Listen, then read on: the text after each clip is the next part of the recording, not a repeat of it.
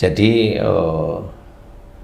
akhlak yang berhubungan dengan seseorang yang berpenyakit katarak itu insya Allah orang tersebut itu biasanya kalau dikasih masukan itu menolak biasanya. Menolak itu diem bisa, jadi nggak langsung menerima, dia punya pendapat lain, punya pikiran lain, punya pandangan lain yang selalu tidak cocok dengan orang yang memberi masukan. Berbenturan pendapat gitu. Ya, berbenturan pendapat. Istilahnya pendapatnya merasa lebih baik atau merasa lebih benar, itu seperti itu. Jadi sehingga oleh Allah Ta'ala sama pandangan dia yang merasa lebih benar, pandangan orang lain dia stop, dia tutup, tidak mau mendengarkan atau tidak mau memikirkan, tidak mau dia pikirkan. Nah itulah Allah menutup matanya dengan selaput yang diceritakan itu katarak. Insya Allah seperti itu. Jadi siapapun orangnya, nah, bisa aja kalau memang adikmu waktu itu di bawah umur 45 ya itu dulu bisa dengan orang tua, triggernya ya bisa dengan teman-teman pekerjaan atau istri atau mertua.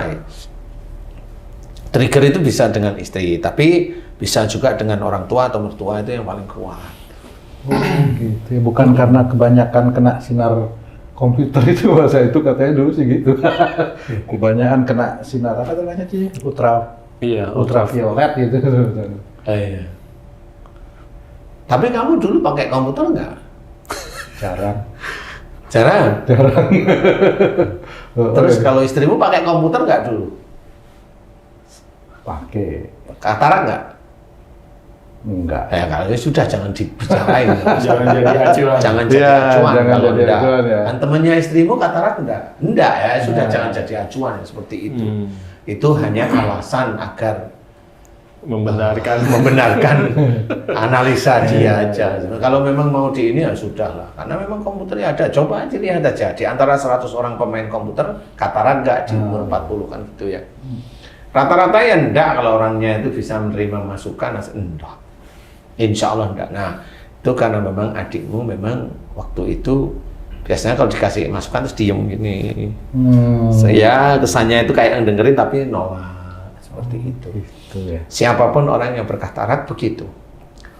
Mau suami dengan istrinya, istri dengan suaminya katarak ya begitu-begitu itu.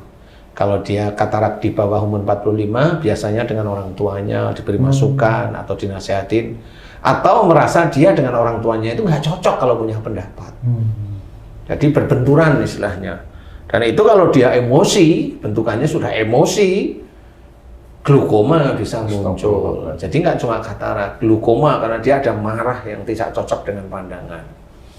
Seperti itu. Nah, kasus-kasus katarak ini sebenarnya kalau memang mereka itu berubah dan belum menutup semua, insya Allah itu kalau memang teman-teman yang berkatarak ini mohon ampun, kemana nih kalau belum di umur 45, sebelum itu, ini biasanya dengan orang tuanya. Coba evaluasi dulu, merenung.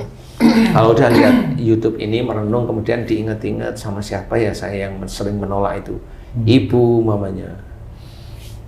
Atau bapak umpamanya, atau dengan mertua umpamanya, kan seperti itu.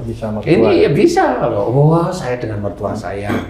Nah itu mohon ampunlah kepada Allah Ta'ala jika sering berbenturan pandangan dengan mertua. Atau dengan orang tua berbenturan pandangan dengan ibunya atau dengan siapa.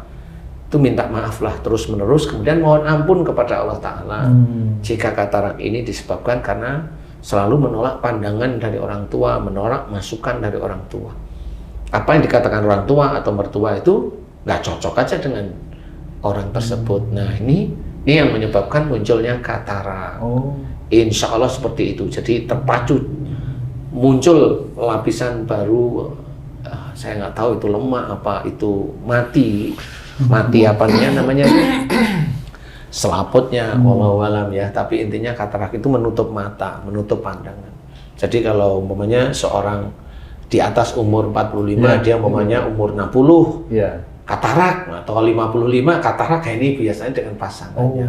Mama itu juga sama katarak. Iya. Udah di laser juga. Oh iya benar, jadi bisa aja seperti itu. Jadi Katarak kalau di atas umur 45, momennya di 55, 60 momennya. Nah ini biasanya dengan pasangan. Kalau memang mamahmu, ya itu dengan papahmu. Kalau diberi masukan itu ngotot. Kalau itu, maaf ini Pak Ustadz, masukan itu tentang apa kira-kira Pak Ustadz itu? Macam-macam. Jadi masukan itu kalau mamanya papahmu itu ngasih masukan tentang agama atau tentang keseharian. Nah, mamahmu itu nggak cocok gitu. Jadi pendapat papahmu itu nggak cocok, selalu salah aja. Nah itu yang menyebabkan akan menutup nanti mata. Nah itu katarak. Dan itu harus mohon ampun kepada Allah Ta'ala, minta maaf sama orangnya, kemudian istiqomah dikerjakan. Mudah-mudahan ini nanti membuka. Karena saya pernah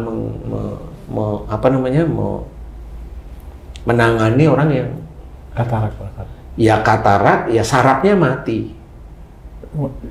Saraf matanya mati, jadi dia tidak bisa melihat. Allah. Dia dituntun ke sini, itu dituntun dulu. Setelah saya kasih tahu, awal itu kalau dikasih tahu memang orang katarak dan saraf mati itu susah. Saya nasihatin tuh, saya mah diajak debat malah. Ya akhirnya saya juga tanya lah, ibu itu mau sembuh apa ngajak ayel-ayelan? Saya memberi nasihat. Makanya mata ibu itu ada katarak, ada saraf yang mati. Makanya ibu itu nggak bisa ngelihat. Coba dengerin saya. Saya tanya sama ibu. Ibu dulu kalau diberi masukan sama suami sering nolak, sering ngajak berantem. Ibu merasa pintar, ibu merasa pandangannya lebih benar daripada suami. Iya apa enggak? Saya tanya. Ya beliau jawab, iya Ustadz. Mbok ya berubah. Kalau ya tahu itu berubah. Saya ngasih nasihat, diajak debat. Lah kalau ibu pengen sembuh ya nggak ketemu di sini. Saya memberikan nasihat, lah diajak debat. Coba ibu mikir sekarang. Sama seperti kalau saya dokter, saya suruh minum obat. Bu, ini obat tetes mata, dieyel.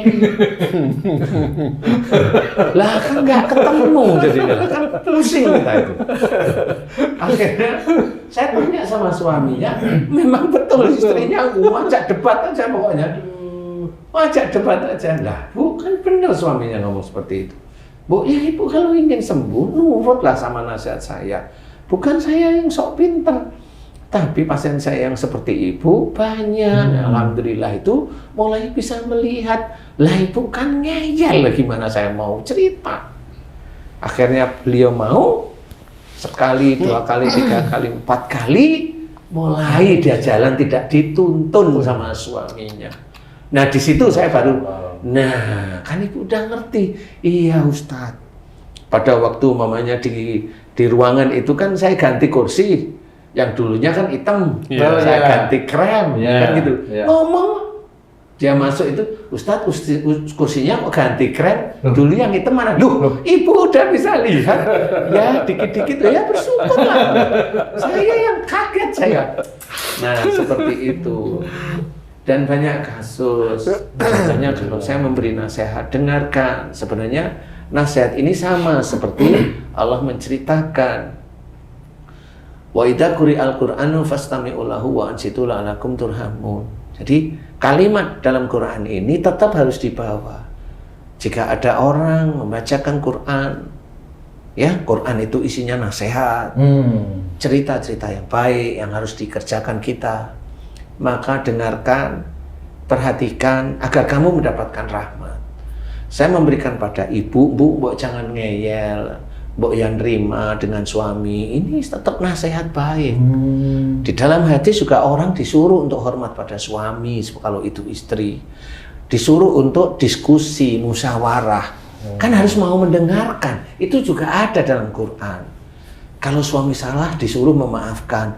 Kan nggak ngeyel namanya. Nah ini sebenarnya nasihat ini, kalau di awal itu dilawan, ya emang nggak bisa, saya ngomong nggak bisa Bu. Nah mulai setelah beliau itu paham, ngerti, nah kan diizinkan oleh Allah Ta'ala bisa mulai melihat. Jangan langsung ingin itu langsung melihat, lah saya kan bukan Tuhan, saya memberikan nasihat, kalau itu dikerjakan mudah-mudahan. Tapi ada orang kadang-kadang Bisa aja dia maunya sembuh. Lah, saya kan bukan Tuhan. Kalau kamu memang pengen sembuh, doa aja sendiri. Minta pada Tuhan pengen sembuh. Gitu ya. Kalau saya ceritakan, saya hanya memberikan nasihat. Kalau ibu nurut, bapak nurut, insya Allah diberi kesembuhan. Oh, saya juga pernah kok ada bintang 2 polisi. Itu buta dua-duanya, glaukoma. Ya alhamdulillah beliau itu datang ke sini, Ustadz saya pengen dinasihatin. Loh saya bingung. Karena tahu glaukoma nggak ada obatnya di dunia. Iya. Kan gitu. Setelah saya nasihati mau, alhamdulillah beliau melihat mata dua-duanya sampai sekarang. Alhamdulillah.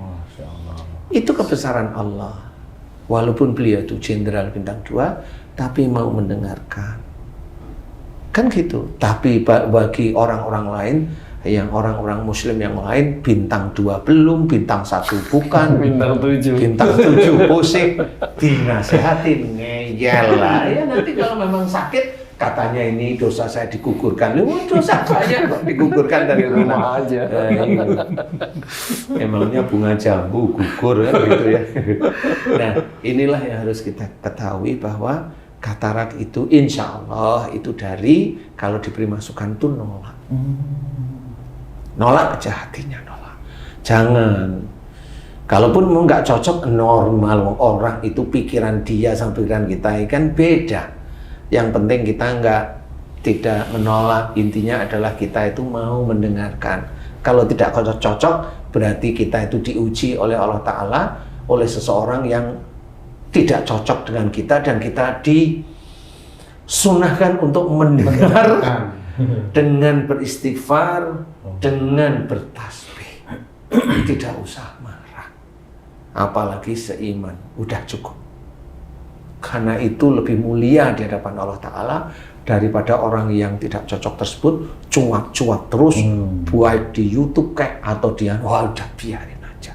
Dia menyebarkan fitnah. Seperti itu. Makanya kenapa kalau memang seperti orang lain, coba katarak, bisa nggak itu dibaca-bacain sembuh? Ya nggak bisa. Dibaca-bacain gimana? Kok orang pintar? Ya nggak bisa. Jin itu tidak ada yang ngurusin katarak. Yang ngurusin katarak itu Allah. Harus kita kembalikan pada Allah Ta'ala. Jin itu ngurusin kanker? Nggak ada. Jin itu malah ibik, dia tuh bikin kanker malah tambah sakit. Seperti itu.